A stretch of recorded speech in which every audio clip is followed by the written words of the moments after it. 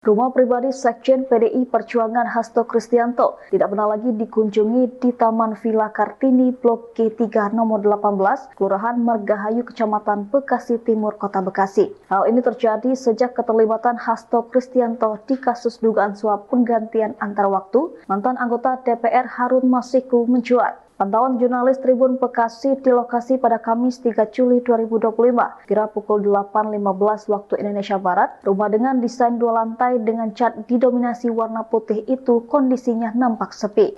Tidak terlihat satupun kendaraan roda 4 atau mobil yang terparkir di rumah tersebut.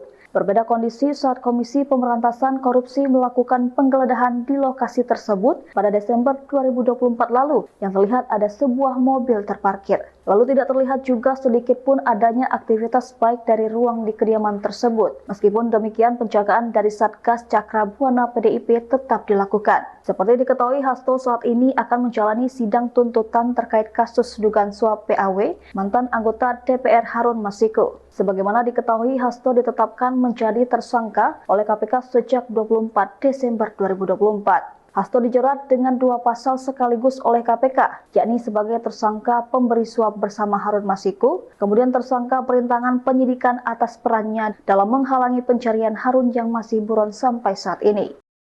Download Tribun X sekarang, menghadirkan lokal menjadi Indonesia.